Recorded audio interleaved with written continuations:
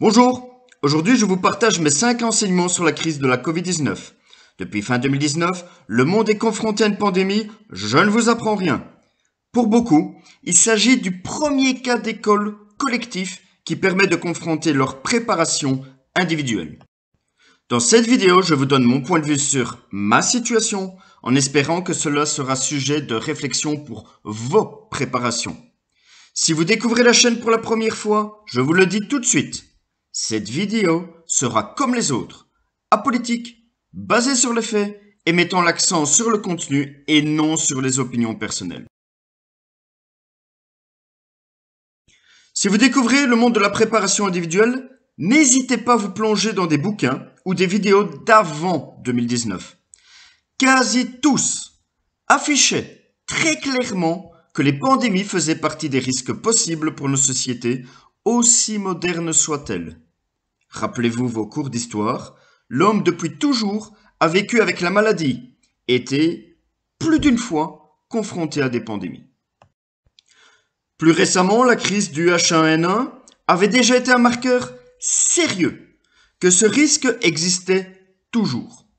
Cette période avait déjà souligné la difficulté pour nos autorités politiques et sanitaires de prendre des décisions efficaces dans ce qu'on appelle parfois le brouillard de guerre.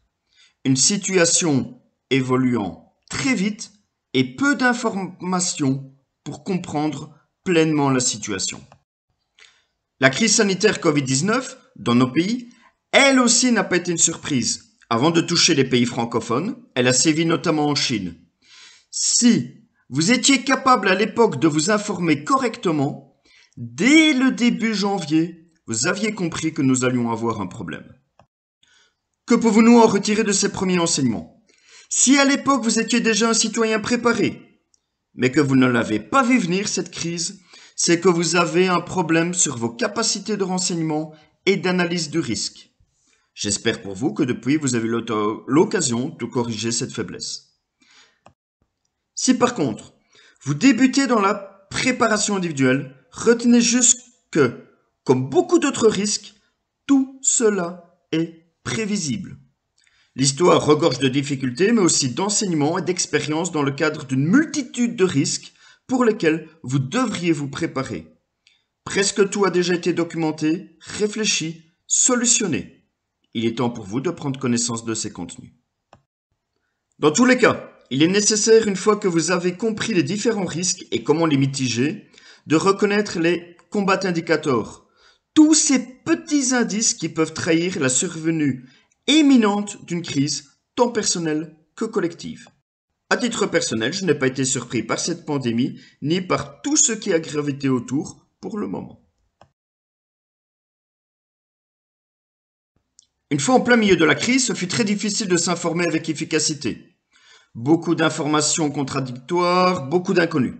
Et puis, tout simplement, même si le phénomène de pandémie est bien connu, celle-là en particulier, c'est une toute nouvelle maladie sur laquelle on ne sait pas grand-chose.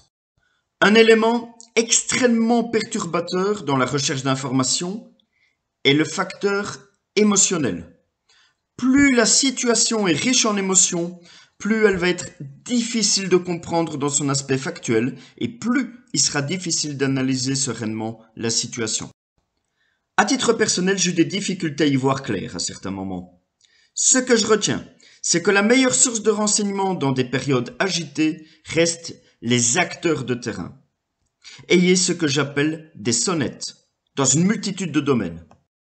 C'est quoi une sonnette? Ce sont des gens fiables, intelligents, ayant du sang-froid et une bonne capacité d'observation, d'analyse et de compréhension dans leur domaine. Ce sont des sensors, des yeux et des oreilles pour vous. Vous voulez savoir quelle est la situation dans les hôpitaux? C'est simple. Vous demandez à votre sonnette qui travaille comme infirmier dans un hôpital. Vous voulez savoir quelle est la situation sur un point de vue sécuritaire? Vous demandez à votre sonnette qui travaille à la police. Vous voulez savoir ce que la masse de la population pense de la crise? Vous demandez à votre sonnette qui est chauffeur de taxi. Attention, ce renseignement humain n'est intéressant que par la qualité de vos sonnettes. Clairement, évitez les débiles, les émotifs ou les personnes influençables. Ce système fonctionne en réseau et c'est du donnant-donnant. Vous donnez vos informations, vos observations et vos sonnettes font pareil de leur côté. D'un point de vue préparation, je retiens qu'il est nécessaire de garder un système de communication où ce réseau est capable de communiquer en temps de crise. Alors oui, on est très loin d'une crise majeure. Ça n'empêche pas que beaucoup ont été mis en difficulté et le sont parfois encore. Par contre, je connais pas mal de gens qui traversent cette crise relativement sereinement. Ces gens ont souvent tous une caractéristique commune. Ils se sont simplement préparés avant la crise. De tous mes contacts, aucun a été vraiment mis en difficulté sur les aspects hydriques, alimentaires ou sécuritaires. Pour l'aspect sanitaire, l'aspect chance est peu maîtrisable, mais en règle générale, mes contacts préparés ont eu l'attitude juste et bien souvent c'est de matériel même en période de pénurie. L'aspect financier a été parfois mis à mal, mais là aussi une préparation a amorti le choc. Pour ma part, rien à signaler. Je n'ai pas été mis à mal par la crise pour le moment. De plus, le fait d'être bien préparé m'a permis d'être serein et de voir plus loin le problème que simplement ai-je assez de PQ à la maison. Bref, ce que je retiens de cette crise, c'est que le citoyen préparé a eu et aura encore beaucoup plus de facilité. Magasins fermés, confinement, limitation des interactions sociales, la période est très intéressante pour nous. C'est riche d'enseignements pour notre préparation et c'est aussi l'occasion d'identifier nos points faibles. À titre personnel, j'étais embêté lors du premier confinement, car je convertis ma pelouse en parcelle potagère grâce à des cartons. J'en avais en réserve, mais pas encore assez. Résultat, j'ai dû mettre plus de mulch pour le même effet. J'ai aussi identifié quelques failles sur les produits frais et en début de pénurie sur les matériaux de construction directement disponibles chez moi.